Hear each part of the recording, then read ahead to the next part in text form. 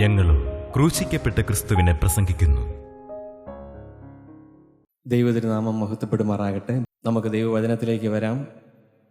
എഫേസ്യ ലേഖനം 2-ാം അധ്യായം 1-ാമത്തെ വാക്യം നമുക്ക് വായിക്കാം. അതിക്രമങ്ങളാലും പാപങ്ങളാലും മരിച്ചവരായിരുന്ന നിങ്ങളെയും അവൻ ഉയർപ്പിച്ചു. 2-4, 5, 6, 7 വാക്യങ്ങൾ കൂടെ വായിക്കാം. കരുണാസമ്പന്നനായ ദൈവമോ നമ്മെ സ്നേഹിച്ച മഹാസ്നേഹ നിമിത്തം അതിക്രമങ്ങളാൽ മരിച്ചവരായിരുന്ന നമ്മെ ക്രിസ്തുവിനോടുകൂടെ ജീവിപ്പിക്കുകയും കൃപയാൽ അത്രേ നിങ്ങൾ രക്ഷിക്കപ്പെട്ടിരിക്കുന്നു. ക്രിസ്തുയേശുവിൽ നമ്മെക്കുറിച്ചുള്ള വാത്സല്യത്തിൽ തൻ്റെ കൃപയുടെ അത്യന്ത ധനത്തെ വരുംകാലങ്ങളിൽ കാണിക്കേണ്ടതിന് ക്രിസ്തുയേശുവിൽ അവനോടുകൂടെ ഉയർത്തെഴുന്നേൽപ്പിച്ച് സ്വർഗത്തിൽ ഇരുത്തുകയും ചെയ്തു. നമ്മുടെ തലകളെ വണക്കാം, നമുക്ക് പ്രാർത്ഥിക്കാം.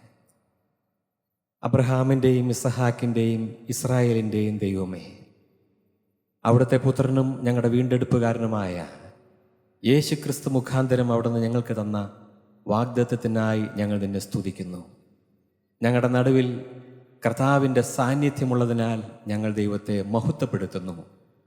മനുഷ്യന് രൂപാന്തരം തരുന്ന ദൈവവചനത്തിൻ്റെ അടുക്കലേക്ക് ഞങ്ങളെ കൊണ്ടുവന്നതിനാൽ സ്തോത്രം.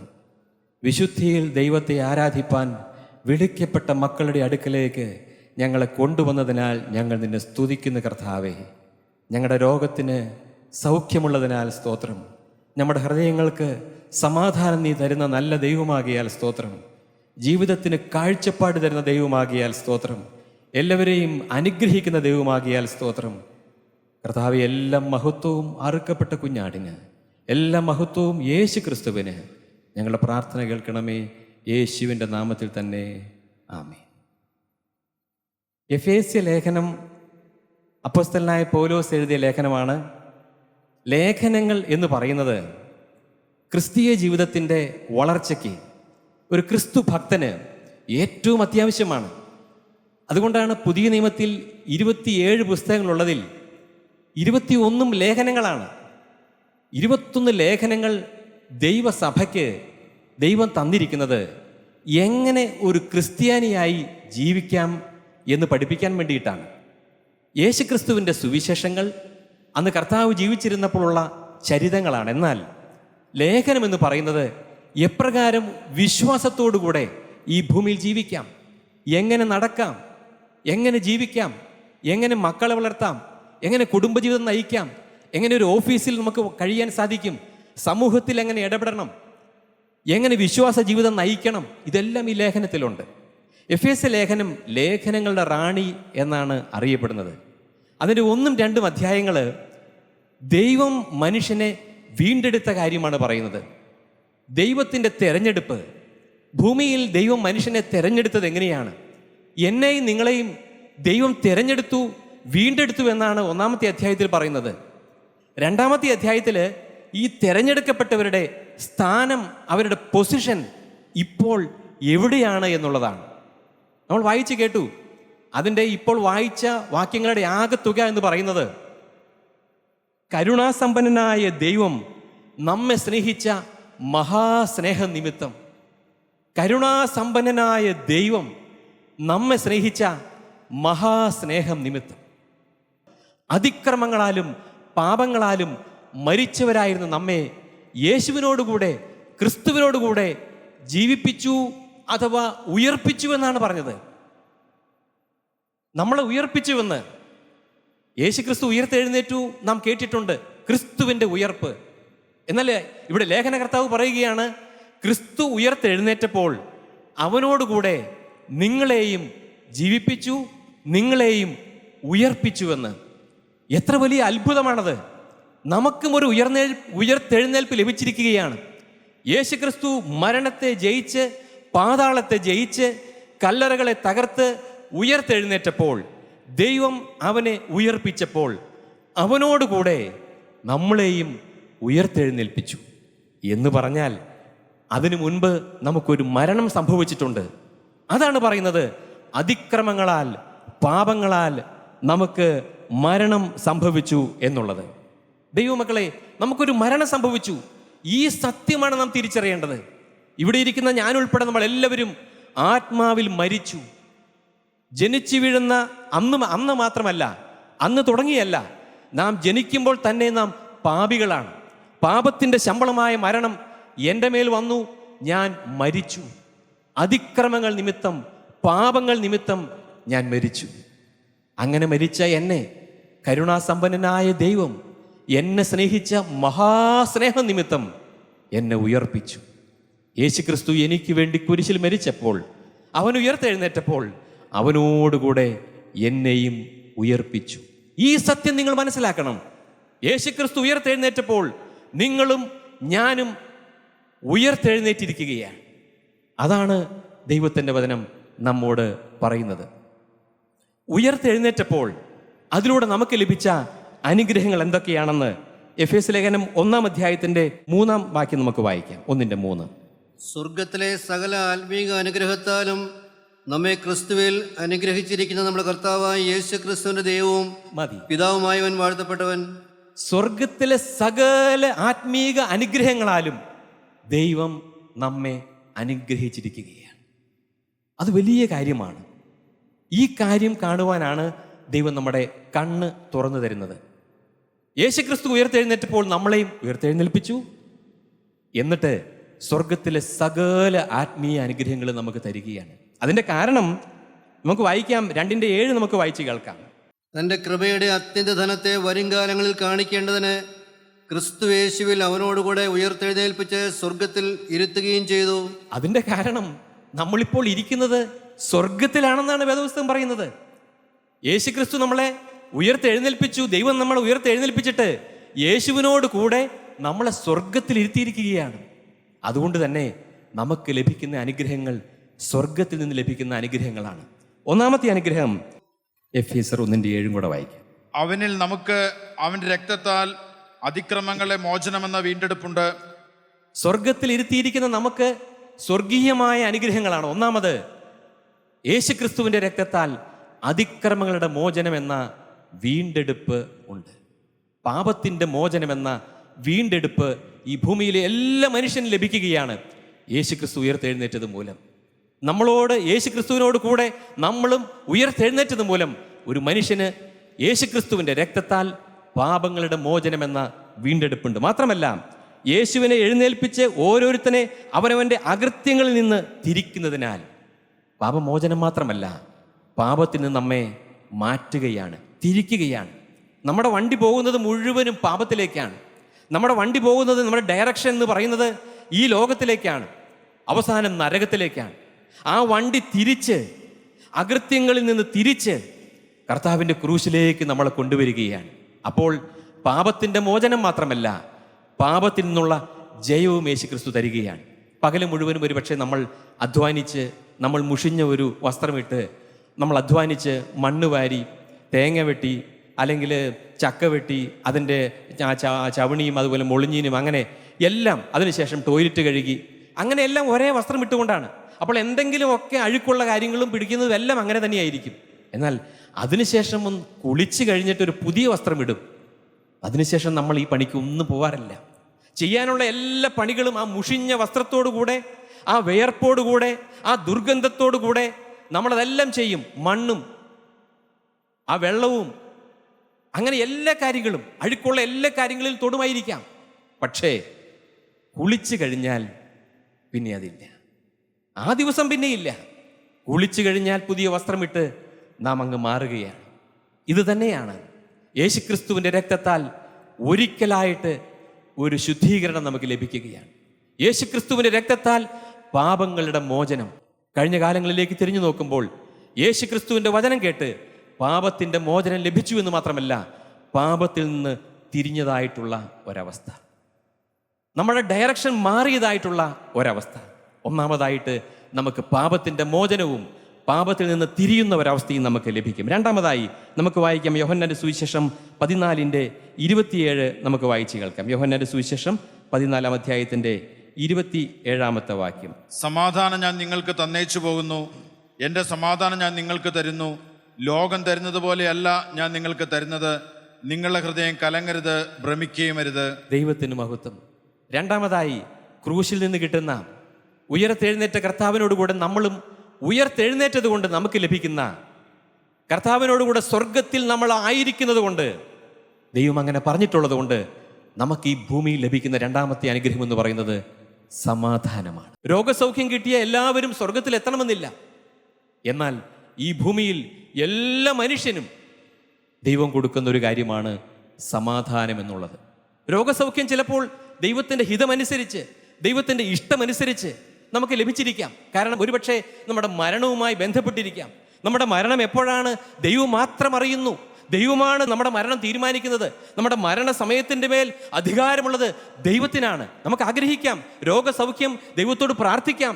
തീർച്ചയായിട്ടും നമുക്ക് ആവശ്യമെങ്കിൽ ദൈവം നമുക്ക് തരും. അവൻ നല്ല വൈദ്യനാണ്. എന്നാൽ എല്ലാവർക്കും എല്ലായ്പ്പോഴും രോഗസൗഖ്യം കിട്ടണമെന്നില്ല. കിട്ടിയില്ല എന്നതുകൊണ്ട് അതൊരു കുറവല്ല. എന്നാൽ സമാധാനം ആഗ്രഹിച്ചാൽ ദൈവം അതെല്ലാവർക്കും കൊടുക്കും. കർത്താവ് പറഞ്ഞു, എൻ്റെ സമാധാനം ഞാൻ നിങ്ങൾക്ക് തന്നേച്ചു പോകുന്നു. ലോകം തരുന്നത് പോലെയല്ല ഞാൻ നിങ്ങൾക്ക് തരുന്നത്. നിങ്ങളുടെ ഹൃദയം കലങ്ങരുത്, ഭ്രമിക്കുകയും അരുത്. ഞാൻ തന്നേച്ച് പോവുകയാണ്. പ്രായമായ ഒരാൾ മരിക്കുമ്പോൾ അദ്ദേഹത്തിൻ്റെ ഉള്ളതെല്ലാം മറ്റുള്ളവർക്ക് കൊടുക്കും. നമുക്കറിയാം, അദ്ദേഹത്തിന് എന്ത് സ്വത്തുണ്ടോ അത് വേണ്ടപ്പെട്ടവർക്ക്, പ്രിയപ്പെട്ടവർക്ക് അത് കൊടുത്തിട്ടാണ് പോകുന്നത്. കർത്താവ് ഈ ഭൂമിയിൽ നിന്ന് മാറ്റപ്പെടുന്നതിന് മുൻപ് തൻ്റെ പ്രിയപ്പെട്ടവർക്ക് കൊടുത്തു. കർത്താവിൻ്റെ ആ വസ്ത്രം അത് പടയാളികൾക്ക് കൊടുത്തു. അവരത് ചീട്ടിട്ടെടുത്തു. കർത്താവിൻ്റെ വസ്ത്രം പടയാളികൾക്ക് കൊടുത്തു. കർത്താവിൻ്റെ ശരീരം അത് അരിമത്യക്കാരൻ യൗസേപ്പിൻ്റെ കല്ലറയിലേക്ക് കൊടുത്തു. കർത്താവിൻ്റെ അമ്മ, പ്രിയപ്പെട്ട അമ്മയെ തൻ്റെ ഏറ്റവും പ്രിയപ്പെട്ട ശിഷ്യനായ യോഹന്നാനെ ഏൽപ്പിച്ചു. അതിനുശേഷം കർത്താവിൻ്റെ ആത്മാവിനെ, യേശുവേ, ഞാൻ എൻ്റെ ആത്മാവിനെ നിന്റെ കരങ്ങളിലേക്ക് ഏൽപ്പിക്കുന്നു എന്ന് പറഞ്ഞുകൊണ്ട് പിതാവായ ദൈവത്തിന് കൊടുത്തു. ഇതെല്ലാം കഴിഞ്ഞിട്ട് തൻ്റെ ശിഷ്യന്മാർക്ക് എന്തുണ്ട്? ശിഷ്യന്മാർക്കുണ്ട്. കർത്താവ് പറഞ്ഞു, എൻ്റെ സമാധാനം ഞാൻ നിങ്ങൾക്ക് തരുന്നു. കർത്താവിൻ്റെ സമാധാനം തൻ്റെ പ്രിയപ്പെട്ട ശിഷ്യന്മാർക്ക് എന്ന് പറഞ്ഞാൽ ഇവിടെ ഇരിക്കുന്ന എനിക്കും നിങ്ങൾക്കും യേശു ക്രിസ്തു തൻ്റെ സമാധാനമാണ് തന്നിരിക്കുന്നത്. നമുക്ക് വായിക്കാം യോഹന്നാന്റെ സുവിശേഷം 20:19 നമുക്ക് വായിക്കാം. യോഹന്നാന്റെ സുവിശേഷം 20:19 വാക്യം. ഉയർത്തെഴുന്നേറ്റ കർത്താവ് ശിഷ്യന്മാരെല്ലാവരും പേടിച്ചിരിക്കുകയാണ്. യഹൂദന്മാരെ പേടിച്ച് വാതിലടച്ചവരിയ്ക്കുമ്പോൾ അവരുടെ നടുവിൽ കർത്താവ് വന്ന് നിന്നുകൊണ്ട് അവരോട് പറഞ്ഞു, നിങ്ങൾക്ക് സമാധാനമെന്ന് പറഞ്ഞിട്ട് കർത്താവ് എന്താണ് അവർ ചെയ്തത്? ആഴ്ചവട്ടത്തിന്റെ 1-ാം നാളായ ദിവസം നേരം വൈകിയപ്പോൾ ശിഷ്യന്മാർ ഇരുന്ന സ്ഥലത്ത് യഹൂദന്മാരെ പേടിച്ച് വാതിലടച്ചിരിക്കെ യേശു എന്ന നടുവിൽ നിന്നുകൊണ്ട് നിങ്ങൾക്ക് സമാധാനമെന്ന് അവരോട് പറഞ്ഞു. ഇത് പറഞ്ഞിട്ട് അവൻ കയ്യും വിലാപ്പുറവും അവരെ കാണിച്ചു. ദൈവത്തിന് മഹത്വം. സമാധാനം എന്ന് പറഞ്ഞിട്ട് തൻ്റെ കയ്യും വിലാപ്പുറവും അവരെ കാണിച്ചു. മറക്കരുതും ദൈവമക്കളെ, നിങ്ങൾക്ക് സമാധാനം എന്ന് പറഞ്ഞിട്ട് കർത്താവ് അവരെ കാണിച്ചത് തൻ്റെ കൈകളാണ്. ആണിപ്പാടുള്ള കൈകളാണ്. തൻ്റെ വിലാപ്പുറമാണ്. കുന്തം കൊണ്ട് കുത്തപ്പെട്ട തൻ്റെ വിലാപ്പുറമാണ്. ആ മരത്തിൽ തൂക്കപ്പെട്ടപ്പോൾ വിലാവ് കൊണ്ട്, ആ കുന്തം കൊണ്ട് തുറക്കപ്പെട്ട തൻ്റെ വിലാപ്പുറമാണ് അവരെ കാണിച്ചത്. എന്നിട്ട് അവരോട് പറഞ്ഞു, നിങ്ങൾക്കിതാ എൻ്റെ സമാധാനം ഞാൻ നിങ്ങൾക്ക് തരുന്നു. നിങ്ങളുടെ ഹൃദയം കലങ്ങരുത്, ഭ്രമിക്കരുത്. പ്രിയപ്പെട്ടവരെ, കർത്താവായ യേശു ക്രിസ്തു നമുക്ക് സമാധാനം തരുവാൻ വേണ്ടിയിട്ട് അവൻ അടിക്കപ്പെട്ടു, മുറിക്കപ്പെട്ടു, തകർക്കപ്പെട്ടു. നമ്മുടെ സമാധാനത്തിനായുള്ള ശിക്ഷ അവൻ്റെ മേലായി. അവൻ്റെ അടിപ്പിണരുകളാലാണ് നമുക്ക് സൗഖ്യവും സമാധാനവും വന്നിരിക്കുന്നത്. തകർക്കപ്പെട്ടവനാണ് കർത്താവ്. ഇതിൻ്റെ നടുവിൽ ആരെങ്കിലും എല്ലാം തകർന്നു എന്ന് പറഞ്ഞിരിക്കുന്നുണ്ടോ? ചിലപ്പോൾ ഒരു മനുഷ്യനെ കുറിച്ച് മറ്റുള്ള ആൾ പറയും, അവനെല്ലാം തകർന്നു, അവൻ്റെ കുടുംബം തകർന്നു, അവൻ്റെ ബിസിനസ് തകർന്നു, അവൻ്റെ ഭാവി തകർന്നു. പ്രിയപ്പെട്ടവരെ, അങ്ങനെ ആരെങ്കിലും കുറിച്ച് പറയുന്നുണ്ടെങ്കിൽ അവനോട് സ്വർഗത്തിലെ ദൈവം പറയുന്നത്, മകനെ, നിന്നെ പണിയുവാൻ വേണ്ടിയിട്ട് ഞാൻ തകർക്കപ്പെട്ടിരിക്കുന്നു. യേശു ക്രിസ്തു പറയുന്നു, മകനെ, നിന്നെ പണിതെടുക്കുവാൻ വേണ്ടിയിട്ട് ഞാൻ തകർക്കപ്പെട്ടിരിക്കുന്നു. അതിക്രമങ്ങളാലും പാപങ്ങളാലും മരിച്ചവരായിരുന്ന നമ്മെ ജീവിപ്പിക്കുവാൻ കർത്താവായ യേശു ക്രിസ്തു എൻ്റെ അതിക്രമങ്ങൾ നിമിത്തം മുറിവേറ്റും എൻ്റെ അകൃത്യങ്ങൾ നിമിത്തം തകർന്നും ഇരിക്കുന്നു. ഈ കാഴ്ചയാണ് നമ്മുടെ ഹൃദയ കണ്ണുകൾ കൊണ്ട് നാം കാണേണ്ടത്. നിങ്ങൾക്കറിയാമോ, കർത്താവിൻ്റെ ഹൃദയം ഒരിക്കൽ കലങ്ങി. അവൻ ദുഃഖിച്ച് വ്യാകുലപ്പെട്ടു. അവൻ്റെ ഉള്ളം മരണവേദന പോലെ അതിദുഃഖിതമായി തീർന്നു. അവൻ പ്രാണവേദനയിലായി. അവൻ്റെ വിയർപ്പ് നിലത്ത് വീഴുന്ന വലിയ ചോരത്തുള്ളി പോലെയായി. ഇതെല്ലാം എന്തിനു വേണ്ടിയിട്ടാണ് സഹിച്ചത്? ഒരുപക്ഷെ നമ്മൾ മനുഷ്യർ നമ്മുടെ ജീവിതത്തിലും ഇതുപോലെ പ്രാണവേദനയിലായ അനുഭവങ്ങൾ ഉണ്ടായിരിക്കാം. ശരീരത്തിൻ്റെ മുറിവല്ലായിരിക്കാം. മറ്റുള്ളവർ നമ്മെ കുറ്റപ്പെടുത്തുമ്പോൾ, ഒറ്റപ്പെടുത്തുമ്പോൾ, സ്വന്തം പ്രാണസ്നേഹിതർ നമ്മെ മാറ്റി നിർത്തുമ്പോൾ, ഇല്ലാത്തത് നമ്മുടെ മേൽ പറയുമ്പോൾ നമ്മളും പ്രാണവേദനയിലാകും.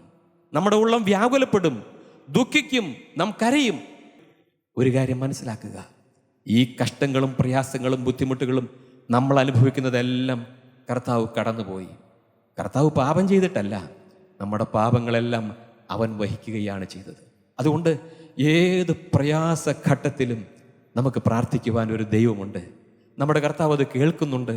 നമുക്ക് വേണ്ടി മധ്യസ്ഥത യാചിക്കുന്ന കർത്താവ്, ഇപ്പോൾ പിതാവിൻ്റെ സന്നിധിയിൽ നമുക്ക് വേണ്ടി മധ്യസ്ഥത യാചിക്കുന്ന കർത്താവ് നമ്മൾ ഇന്ന് കടന്നു പോകുന്ന എല്ലാ അവസ്ഥകളും അറിയുന്നവനാണ്. ഇതാണ് നമ്മുടെ സമാധാനം, ഇതാണ് നമ്മുടെ പ്രത്യാശ. നമ്മൾ കടന്നു പോകുന്ന വസ്തുത, അവസ്ഥ അറിയുന്ന ഒരാളെയാണ് നമുക്ക് ആവശ്യം. ചിലപ്പോൾ നമ്മൾ പറയും, എൻ്റെ കാര്യം പറഞ്ഞാൽ സാറിന് മനസ്സിലാകില്ല, അല്ലെങ്കിൽ ചേട്ടനോട് പറഞ്ഞാൽ ചേട്ടനത് മനസ്സിലാവില്ല. ശരിയാണ്, ഈ ഭൂമിയിൽ നമ്മുടെ അവസ്ഥ പൂർണ്ണമായി അറിയുന്ന ഒരു മനുഷ്യനുമില്ല, ഒരു ദൈവദാസനുമില്ല. എന്നാൽ നമ്മുടെ ഉള്ള അവസ്ഥ ഉള്ളതുപോലെ അറിയുന്നൊരു സത്യദൈവം നമുക്കുണ്ട്. ആ കർത്താവാണ് നമുക്ക് വേണ്ടി കുരിശിൽ കഷ്ടപ്പാട് സഹിച്ചത്. അവനിപ്പോൾ നമുക്ക് സമാധാനം തരികയാണ്. അതുകൊണ്ട് ഇതിൻ്റെ നടുവിൽ ആരെങ്കിലും സമാധാനം എന്നുള്ളത് ദൈവം നമുക്ക് തരും, ഒരു സംശയവും വേണ്ട. നമ്മുടെ സമാധാനത്തിൻ്റെ താക്കോൽ നമ്മുടെ കയ്യിലേക്ക് തരും. നമ്മുടെ ഭാര്യയ്ക്കോ, നമ്മുടെ ഭർത്താവിനോ, നമ്മുടെ കുഞ്ഞുങ്ങൾക്കോ, നമ്മുടെ അയൽവക്കത്തുള്ളവർക്കോ ആർക്കും നമ്മുടെ സമാധാനം കെടുത്തുവാൻ സാധ്യമല്ല.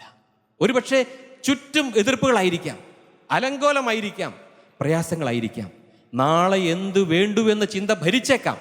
എന്നാൽ ഹൃദയത്തിലെ സമാധാനം അത് ഗ്യാരണ്ടീഡാണ്. മൂന്നാമതായി ലഭിക്കുന്ന അനുഗ്രഹം എന്ന് പറയുന്നത് എഫേസ്യർ 2:7 എഫേസ്യർ 2:7.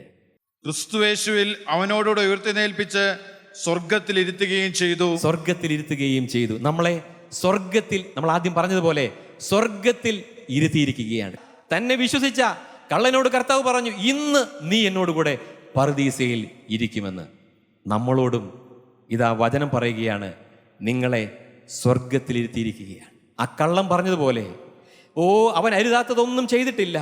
യേശു ക്രിസ്തു ക്രൂശിൽ 2000 വർഷങ്ങൾക്ക് മുമ്പ് മരിച്ചത് എൻ്റെ പാപങ്ങൾക്ക് വേണ്ടിയാണെന്ന് നല്ല ബോധ്യമുള്ള ഒരു വ്യക്തിയോട്, യേശു ക്രിസ്തു ക്രൂശിൽ മരിച്ചത് കൊണ്ട് യേശുവേ നിന്നെ ഞാൻ കർത്താവും രക്ഷിതാവുമായി സ്വീകരിക്കുന്നുവെന്ന് തീരുമാനം പറയുന്ന ഒരു വ്യക്തിയോട് ഇതാ വചനം പറയുകയാണ്, നിന്നെ സ്വർഗത്തിൽ ഞാൻ ഇരുത്തിയിരിക്കുകയാണ്. ഇപ്പോൾ ഇവിടെ ജീവിക്കുന്നതോ, ദൈവം നമ്മളെ ഈ ഭൂമിയിലേക്ക് സ്ഥാനാപതികളായി, അംബാസഡേഴ്സായി നിയമിച്ചിരിക്കുകയാണ്. നമ്മുടെ സമയം കഴിയുമ്പോൾ തിരിച്ച് നമ്മൾ സ്വർഗത്തിലേക്ക് തന്നെ പോകും. എന്ത് പ്രത്യാശയാണ് സഹോദരങ്ങളെ! ദൈവം നമുക്ക് സൗജന്യമായി തന്നിരിക്കുന്ന ഒരു വലിയ വസ്തുതയാണ്. ദൈവത്തിന് സ്തോത്രം, കർത്താവിന് മഹത്വം. ഇവിടെ ഇപ്പോൾ നമ്മൾ വായിച്ച ഭാഗത്ത് തോമസ് ലീഹ ഉണ്ടായിരുന്നില്ല കർത്താവ് വന്നപ്പോൾ.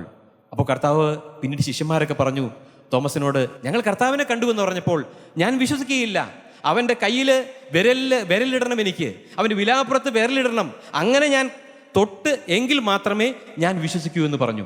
ദൈവത്തിന് മഹത്വം. പ്രിയപ്പെട്ടവരെ, കർത്താവ് വീണ്ടും അവന് വേണ്ടി പ്രത്യക്ഷനായി. എന്നിട്ട് അവനോട് പറഞ്ഞു, നീ പറഞ്ഞതുപോലെ ചെയ്തോ. ദേഷ്യപ്പെട്ടിട്ടല്ല, നീരസപ്പെട്ടിട്ടല്ല, ശാസിച്ചിട്ടല്ല. അവനോട് പറഞ്ഞു, സ്നേഹത്തോട് പറഞ്ഞു, തോമസേ നീ പറഞ്ഞതുപോലെ തന്നെ നീ എന്നെ കണ്ടോ, തൊട്ടോ, വിരലിട്ടോ, എൻ്റെ കൈ ഇതാ, എൻ്റെ വിലാപ്പുറം ഇതാ. തോമസ് പറഞ്ഞു, എൻ്റെ കർത്താവും ദൈവവുമായുള്ളവേ എന്ന്. തോമസിന് പിന്നൊന്നും പറയാനുണ്ടായില്ല. അപ്പോൾ കർത്താവ് പറഞ്ഞു, നീ എന്നെ കണ്ടതുകൊണ്ട് വിശ്വസിച്ചു. എന്നെ കാണാതെ വിശ്വസിക്കുന്നവർ ഭാഗ്യവാന്മാർ. എന്നെ കാണാതെ വിശ്വസിക്കുന്നവർ അവർ ഭാഗ്യവാന്മാരാണ്. എൻ്റെ കയ്യിൽ വിരലിട്ടിട്ടില്ല, അവരെൻ്റെ വിലാപ്പുറത്ത് വിരലിട്ടിട്ടില്ല, അവർ കണ്ടിട്ടില്ല. Not by sight but by faith. ദൈവത്തിന് സ്തോത്രം. വിശ്വാസം എന്നുള്ളത് പ്രധാനപ്പെട്ടുള്ള കാര്യമാണ്.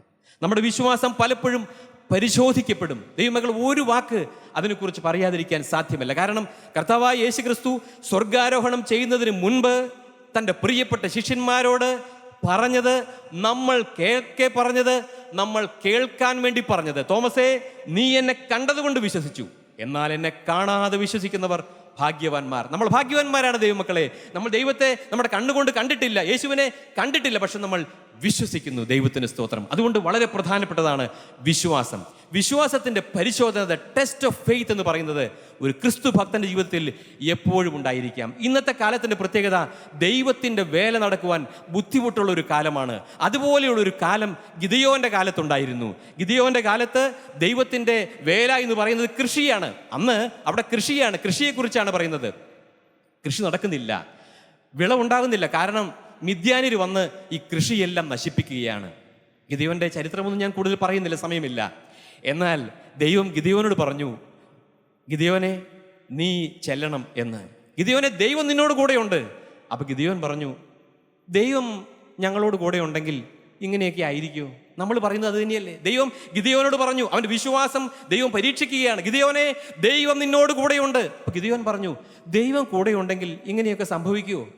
ശരിയാ, അവർ കഷ്ടങ്ങളാണ്, പ്രയാസങ്ങളാണ്, കാര്യങ്ങളൊന്നും നടക്കുന്നില്ല, വേല നടക്കുന്നില്ല, മുന്നോട്ട് പോകുന്നില്ല. അപ്പോൾ ദൈവം പറഞ്ഞു, എൻ്റെ ഈ ബലത്തോടെ പോക എന്ന് ഗിദെയോനോട് പറഞ്ഞു. ഗിദെയോൻ അത് സമ്മതിച്ചു.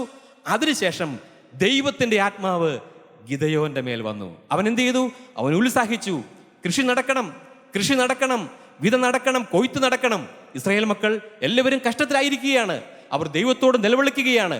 അവർ വിള വിതയ്ക്കുമ്പോൾ എന്ത് സംഭവിക്കും? മിദ്യാനർ വന്ന് കൂട്ടമായി വന്ന് വെട്ടിക്കിളി പോലെ വന്ന്, അവർ ഒട്ടകങ്ങൾ പോലും കടൽ തീരത്തെ മണൽ പോലെ അസംഖ്യമായിരുന്നു. ഏതാണ്ട് 1,25,000 പേര് മിദ്യാനരുണ്ടായിരുന്നു. അതുകൊണ്ട് ഈ വിളയെല്ലാം നശിപ്പിച്ചു കളയും. ദൈവമക്കൾ കരഞ്ഞു. കൃഷി മുടങ്ങിയപ്പോൾ ദൈവമക്കൾ യഹോവയോട് നിലവിളിച്ചു. ദൈവമക്കളെ, നമ്മളും ചെയ്യേണ്ട കാര്യം, അഭിപ്രായം പറയാൻ എളുപ്പമാണ്, കുറ്റപ്പെടുത്താൻ എളുപ്പമാണ്. എന്നാൽ നമ്മുടെ വേല മുടങ്ങുമ്പോൾ, വഴി മുടങ്ങുമ്പോൾ, അടയ്ക്കപ്പെടുമ്പോൾ ദൈവത്തോട് കരയണം. ദൈവത്തോട് കരഞ്ഞപ്പോൾ ഗിദെയോന്റെ മേൽ ദൈവത്തിന്റെ ആത്മാവ് വന്നു. ഗിദെയോൻ ഇതാ മുന്നോട്ട് വരികയാണ്. ഗിദെയോൻ എന്ത് ചെയ്തു? അവൻ സന്തോഷത്തോടു കൂടെ കാഹളം ഊതിക്കൊണ്ട് അനേകരെ കൂട്ടിവരുത്തുകയാണ്. ഏതാണ്ട് ഒരു 32,000 പേര് ഗിദെയോൻ ഒരു സൈന്യമായിട്ട് കൊണ്ടുവരികയാണ്. വായിക്കാം 7:2. 32,000 പേരെ കൊണ്ട് ഗിദെയോൻ വളരെ സന്തോഷത്തോടു കൂടിയാണ് മിദ്യാനർക്കെതിരെ യുദ്ധം ചെയ്യാൻ വരികയാണ്. വായിക്കാം. യഹോവ ഗിദെയോനോട്, നിന്നോടുകൂടെയുള്ള ജനം അധികമാകുന്നു, എൻ്റെ കൈ എന്നെ രക്ഷിച്ചു എന്ന ഇസ്രായേൽ എൻ്റെ നേരെ വമ്പ് പറയാതിരിക്കേണ്ടതിന് നിന്റെ കൂടെയുള്ള ജനം അധികമാണ്. ഗിദെയോൻ വളരെ സന്തോഷത്തിൽ ദൈവം പറഞ്ഞു, നിന്റെ കൂടെയുള്ള ജനം അധികമാകുന്നു. എന്നിട്ട് 7:3 ലാസ്റ്റ്, ഗിലെയാദ് പർവ്വതത്തിൽ അവൻ ഗിലെയാദ് പർവ്വതത്തിൽ നിന്ന് മടങ്ങിപ്പോയിക്കൊള്ളട്ടെ എന്ന് ജനത്തിൽ പ്രസിദ്ധപ്പെടുത്തുക എന്ന് കൽപ്പിച്ചു. ദൈവം പറഞ്ഞു, മടങ്ങി പോകാൻ പറഞ്ഞു. ഭീരുത്വമുള്ളവരും ഭയമുള്ളവരും പൊക്കോളം പറഞ്ഞു. ഏതാണ്ട് 22,000 പേര് പോയി. 32,000 വന്നതില് 22,000 പേരും പോയി. അവർക്ക് അത്രേ ഉള്ളൂ. അവർക്ക് മിദ്യാനരോട് യുദ്ധം ചെയ്യണമെന്നില്ല, ദൈവത്തിന്റെ വേല നടക്കണമെന്നില്ല, അന്ന് കൃഷി നടക്കണമെന്നില്ല. 22,000 പേരും തിരിച്ചുപോയി. വീണ്ടും അതിനുശേഷം 7:4 നമുക്ക് വായിച്ചു കേൾക്കാം. യഹോവ പിന്നെയും ഗിദെയോനോട്, ജനം ഇനിയും അധികമാകുന്നു, അവരെ വെള്ളത്തിങ്കിലേക്ക് കൊണ്ടുപോക, അവിടെ വെച്ച് ഞാൻ അവരെ പരിശോധിച്ചു തരാം. ഇവൻ നിന്നോടുകൂടെ പോരട്ടെ എന്ന് ഞാൻ കൽപ്പിക്കുന്നവൻ പോരട്ടെ, ഇവൻ നിന്നോടുകൂടെ പോരണ്ട എന്ന് ഞാൻ കൽപ്പിക്കുന്നവൻ പോരേണ്ട എന്ന് കൽപ്പിച്ചു. ദൈവത്തിന് സ്തോത്രം. ദൈവം പരിശോധിക്കുന്ന സമയം, വിലയുള്ളത് മാറ്റി തെളിയിച്ച് വെളിപ്പെട്ടു വരുന്നത് പരിശോധനയിലൂടെയാണ്. 32,000 പേര് വന്നതിൽ പൊക്കളം പറഞ്ഞപ്പോഴത്തേക്കും കേട്ടപാടെ പെട്ടിയെടുത്തുകൊണ്ട് 22,000 പേര് പോയി. ബാക്കി 10,000 പേരുണ്ട്. അപ്പോഴും ദൈവം പറഞ്ഞു, അധികമാണ്. അവിടെ വച്ച് ദൈവം പരിശോധിച്ചപ്പോൾ മാറ്റ് തെളിയിക്കുന്നൊരു സമയമാണ്. പിന്നെ ആ പരിശോധനയുടെ ക്രമവും അതൊന്നും ഞാൻ വിവരിക്കുന്നില്ല. അവസാനം 300 പേരായി. 32,000-ൽ 300 എന്ന് പറഞ്ഞാൽ 1% പോരില്ല. 320 വേണം 1% വന്നാൽ. അതിൽ താഴെയാണ്. അവരെ കൊണ്ടാണ് ദൈവത്തിൻ്റെ വേല അഥവാ അന്നത്തെ കൃഷി നടത്തിയത്. ദൈവമക്കളെ, ഞാൻ പറഞ്ഞു വന്നത്, നാം നന്ദിയുള്ളവരായിരിക്കണം. നാം ഒരിക്കലും നിരാശപ്പെട്ടു പോകരുത്. ദൈവത്തിൻ്റെ കാര്യപരിപാടി എന്താണെന്നുള്ളത് ദൈവം നമ്മുടെ ഹൃദയങ്ങളിലേക്ക് പാകിത്തരികയാണ്. നാം കേട്ടിട്ടുള്ള വചനങ്ങൾ തന്നെയാണ്. പുതിയതായി നമുക്ക് കേട്ടില്ലെങ്കിലും, ഒന്നും കേട്ടില്ലെങ്കിലും, സാധിച്ചില്ലെങ്കിലും, നമ്മുടെ കേൾവി ഇല്ലായിരുന്നെങ്കിലും നാം കേട്ടിട്ടുള്ള വചനങ്ങളോട് നാം നന്ദിയുള്ളവരായിരിക്കണം. ഒരിക്കലും നന്ദിയില്ലായ്മ വരരുത്. ഇസ്രായേൽ മക്കൾക്ക് ഒരിക്കൽ പറ്റിയൊരു കാര്യമുണ്ട്. അവർക്ക് ദൈവം മന്ന കൊടുത്തു മുകളിൽ നിന്ന്. അവർ പറഞ്ഞൊരു വാക്കുണ്ട്, ഈ നിസ്സാരമായ ആഹാരമെന്ന്. ഒരിക്കലും പറയാൻ പാടില്ലായിരുന്നു. ഈ നിസ്സാരമായ ആഹാരം അവർക്ക് വെറുപ്പായി തീർന്നു. കാടപ്പക്ഷി അവർക്ക് ദൈവം കൊടുക്കൂലെന്ന് പറഞ്ഞില്ല, കൊടുക്കുമായിരുന്നു. രാവിലെ മന്ന, വൈകിട്ട് കാടപ്പക്ഷി. എന്നാൽ ഇറച്ചി അവരുടെ പല്ലിൻ്റെ ഇടയിൽ ഇരിക്കുമ്പോൾ തന്നെ ജനം കളിക്കാൻ എഴുന്നേറ്റു എന്നാണ് പറയുന്നത്, തിന്നാനും കുടിക്കാനും. ദൈവമക്കളെ, ആരെയും വിധിക്കാനല്ല, നാം നന്ദിയുള്ളവരായിരിക്കണം. ദൈവത്തോട് നന്ദിയുള്ളവരായിരിക്കണം. നാം കേട്ട ദൈവത്തിൻ്റെ വചനത്തെ ഒരു കാലത്തും തുച്ഛീകരിക്കുവാൻ നമുക്കിടയാകരുത്. ദാവീദ് രാജാവിൻ്റെ ഗ്രേറ്റ് ഗ്രേറ്റ് ഗ്രാൻഡ് മദർ, മുതുമുത്തച്ചി എന്ന് പറയാം, ആരായിരുന്നു? രാഹാബ് എന്ന വേശ്യയായിരുന്നു. ദാവീദ് രാജാവിൻ്റെ രാജാവും ദീർഘദർശിയുമായ ഇസ്രായേലിൻ്റെ മധുര ഗായകനായ എൻ്റെ ഹൃദയപ്രകാരമുള്ള മനുഷ്യനെന്ന് ദൈവം സാക്ഷിച്ച ദാവീദിൻ്റെ ഗ്രേറ്റ് ഗ്രേറ്റ് ഗ്രാൻഡ് മദർ ഒരു വേശ്യയായിരുന്നു. ഇത് ദാവീദ് മറന്നില്ല. നമ്മ വെട്ടിയെടുത്ത പാറയിലേക്കും കുഴിച്ചെടുത്ത ഖനിഗർഭത്തിലേക്കും നോക്കണം.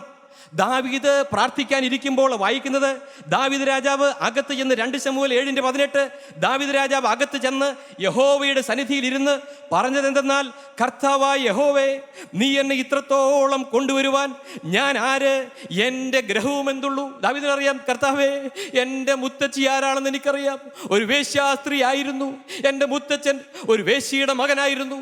എൻ്റെ ദൈവമേ, ആടുകൾ നോക്കുന്ന വേലയിൽ നിന്ന് എന്നെ ഇത്രത്തോളം കൊണ്ടുവരുവാൻ ഞാൻ എന്തുള്ളൂ കർത്താവേ, എൻ്റെ ഗ്രഹവും ഏതുള്ളൂ. പ്രിയപ്പെട്ടവരെ, അതുകൊണ്ടാണ് ദൈവം ദാവീദിനെ ഏറ്റവും അധികം ഉയർത്തിയത്, എൻ്റെ ഹൃദയപ്രകാരമുള്ള മനുഷ്യൻ. അതുകൊണ്ട് നാം വന്ന വഴികൾ ഒരിക്കലും മറക്കരുത്. നാം കേട്ട വചനങ്ങൾ വീണ്ടും വീണ്ടും കേൾക്കണം. ദൈവത്തിൻ്റെ വചനം നാം വായിക്കണം, മറ്റുള്ളവരെ പ്രോത്സാഹിപ്പിക്കണം. പ്രിയപ്പെട്ടവരെ, എന്ത് ചെയ്യേണ്ടു? ദൈവത്തിൻ്റെ വേലയുടെ മുഖത്ത് ഞാൻ എന്ത് ചെയ്യേണ്ടു? കൃഷി മുടങ്ങിക്കിടക്കുന്നു. മിദ്യാനർ വന്ന് അതെല്ലാം നശിപ്പിക്കുന്നു. അവരുടെ ഒട്ടകങ്ങളും എല്ലാം വന്നിട്ട് കൃഷി നശിപ്പിക്കുമ്പോൾ എൻ്റെ ദൈവമേ എന്ന് നാം കരയണം, ദൈവത്തോട് പ്രാർത്ഥിക്കണം. നമ്മുടെ വിശ്വാസത്തിൻ്റെ പരിശോധന ദൈവം നോക്കുമ്പോൾ അവിടെ മാറ്റുരയ്ക്കുന്നവരായി നമ്മൾ മാറണം. വിശ്വാസം എന്നുള്ളത് ഏറ്റവും പ്രധാനപ്പെട്ട കാര്യമാണ്. ദുഷ്ടന്റെ തീയമ്പുകളെ ഒക്കെയും കെടുക്കുവാൻ തക്കതായ വിശ്വാസം എന്ന പരിച എല്ലാറ്റിലും ഉപരിയായിട്ടെന്നാണ് എഫേസ്യ ലേഖനത്തിൻ്റെ ഒടുവിലത്തെ ലേഖനം പോരാട്ടത്തെക്കുറിച്ചുള്ള ലേഖനമാണ്. എഫേസ്യ ലേഖനത്തിന്റെ ഒടുവിലത്തെ അധ്യായത്തിൽ ആത്മീക പോരാട്ടത്തെക്കുറിച്ച് പറയുമ്പോൾ, എല്ലാറ്റിനും മീതെ ദുഷ്ടന്റെ തീയമ്പുകളെ ഒക്കെയും കെടുക്കുവാൻ തക്കതായ വിശ്വാസം എന്ന പരിചയം എടുത്തുകൊണ്ട് നിൽപ്പിൻ. ഈ പരിചയമില്ല എന്നുണ്ടെങ്കിൽ ദുഷ്ടന്റെ തീയമ്പുകളേറ്റ് നമ്മൾ തളർന്നു പോകും, നമ്മൾ മരിച്ചു പോകും. അതുകൊണ്ട് വിശ്വാസം എന്ന പരിച ദൈവത്തോട് പ്രാർത്ഥിക്കണം. കർത്താവേ, എൻ്റെ വിശ്വാസം വർദ്ധിപ്പിച്ചു തരണം. വിശ്വാസത്തിൽ സമ്പന്നനായി ഞാൻ മാറണം. ദൈവ വിഷയമായി ഞാൻ സമ്പന്നനായി തീരണം. നമ്മൾ അങ്ങനെ ആഗ്രഹിക്കണം. നമുക്ക് നമ്മുടെ തലകളെ ഉണക്കാം, നമുക്ക് ദൈവത്തോട് പ്രാർത്ഥിക്കാം. ഹല്ലേലൂയ. എല്ലാ ദൈവമക്കളും പ്രാർത്ഥിച്ചാട്ടെ, ദൈവത്തോട് പ്രാർത്ഥിച്ചാട്ടെ. നന്ദിയുള്ളവരായി ഞങ്ങൾ ജീവിക്കും. സ്വർഗീയമായ അനുഗ്രഹങ്ങൾ, സമാധാനം നീ ഞങ്ങൾക്ക് തന്നതിനാൽ ഞങ്ങൾ നിന്നെ സ്തുതിക്കുന്ന കർത്താവേ. ഞങ്ങളുടെ പാപത്തിൻ്റെ പരിഹാരമായി അവിടുന്ന് കുരിശിൽ മരിച്ച് ഉയർത്തെഴുന്നേൽപ്പിച്ച് ഞങ്ങളെ സ്വർഗത്തിൽ ഇരുത്തിയതിനാൽ ഞങ്ങൾ നിന്നെ സ്തുതിക്കുന്ന കർത്താവേ. നിത്യജീവന്റെ ഉറപ്പ് ആ കള്ളന് കൊടുത്തതുപോലെ ഞങ്ങൾക്കും തന്നതിനാൽ ഞങ്ങൾ നിന്നെ സ്തുതിക്കുന്ന കർത്താവേ. ഞങ്ങളുടെ ആയുഷ്കാലം മുഴുവനും നിന്നെ സാക്ഷിച്ചും നിന്നെ സ്നേഹിച്ചും ഞങ്ങൾ ദൈവമക്കളോട് ചേർന്ന് ഒരു മനസ്സായി ജീവിക്കുമെന്ന് ഞങ്ങൾ തീരുമാനിക്കുന്ന കർത്താവേ, ഞങ്ങളെ അനുഗ്രഹിക്കണമേ. യേശുവിൻ്റെ നാമത്തിൽ തന്നെ ആമേൻ.